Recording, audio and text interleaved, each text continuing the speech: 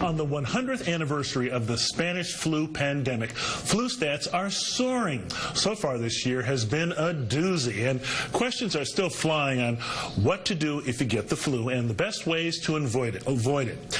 Dr. Ken Redcross, board-certified internal medicine physician, is here to help, as we will ask him to guide us through the facts and myths regarding the flu. So without further ado, let's welcome Dr. Redcross for a little flu or false on-air test. Thank you. Welcome to Urban Update. I'm ready for the test. Thanks for having me on, Byron. But before I start, I mean, I've got people up in the control room already asking, is that your real name, Dr. Redcross, yes. or is it a stage name? I promise you, I am not that important, Byron, to have a stage name, okay? That is God-given last name. Okay, all right, let's get with it. Okay, so flu or false? This is the test now. Flu or false? The flu vaccine can give you the flu.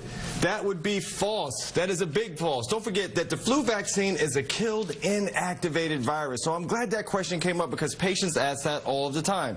Now, when you get the vaccine, can you feel chills? Absolutely. But that's your body just starting to mount a response in case it sees the real flu. Okay. Flu or false? If you had a flu vaccine last year, you don't need one this year. That, Byron, would also be very false because it's important. Don't forget, each and every year the flu vaccine can mutate, or actually the flu virus, I should say, can mutate. So you have to make sure that you have the newest vaccine for the year that we're dealing with. Okay. Flu or false? You can die from the flu. Unfortunately, that's very true. It's not only the flu virus itself, which is influenza, but it's also the dreaded complications that we see, which is pneumonia. I also talked to a colleague of mine who's a cardiologist, and he's been seeing more heart failure as well, which also can lead to death because of the flu. Okay, that's pretty serious stuff we're talking about now. Flu or false? Another one here.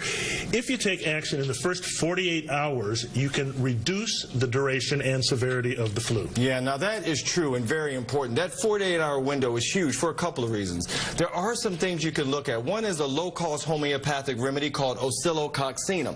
Now, it doesn't treat the flu, Byron, but it treats flu-like symptoms when you take it within the first 24 hours. It's also good for kids 2 years of age and older, and good for those adults who are taking several medications because there's no drug-to-drug interactions.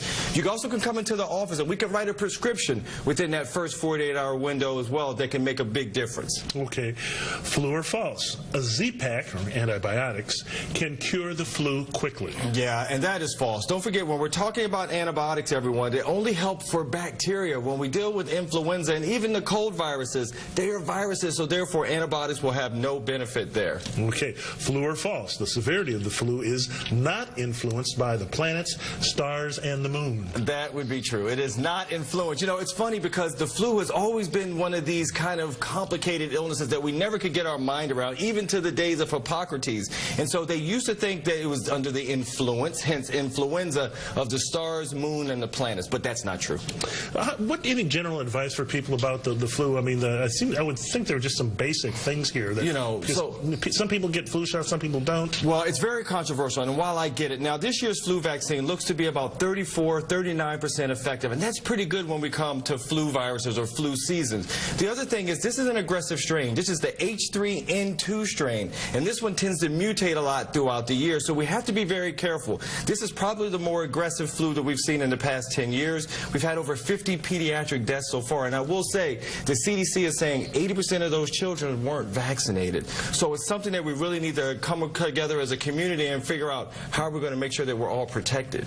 How can people get more information from you, Dr. Redcross? Sure, so by all means, so feel free to say hello. My website is drredcross.com. On Facebook, Ken Redcross MD, and I'm also on Twitter with any questions anyone out there will have. Okay. Now, one thing I've just sort of comes to mind. We talked about how bad this flu season is, and the 100th anniversary of the Spanish flu, when thousands and thousands of people died all over the world. Do you think? We could possibly see something that severe ever again, or have we advanced too far in medicine? Well, you know, not quite. You know, we're a little nervous about that, which is why you're hearing this time all of everyone in media, our ears are perking up because it's making us nervous. To your point, this is the 100-year anniversary, and the Spanish flu actually resulted in almost 50 to 100 million deaths. So this is something that we have to make sure, along with the CDC, that we're all considering vaccinations. And I understand how controversial that is. I am Western trained on the Eastern ideas of healing. So each and every year, I don't always say just check off the flu vaccine box. So I'm definitely seeing the light when it comes to this year.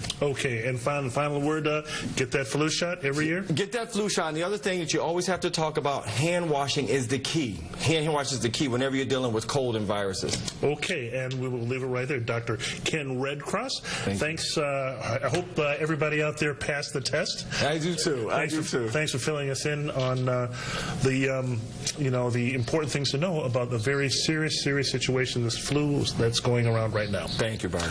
Okay, well, that's it for this edition of Urban Update. I'm Byron Barnett. For all of us here at Urban Update, have a great Sunday, everyone.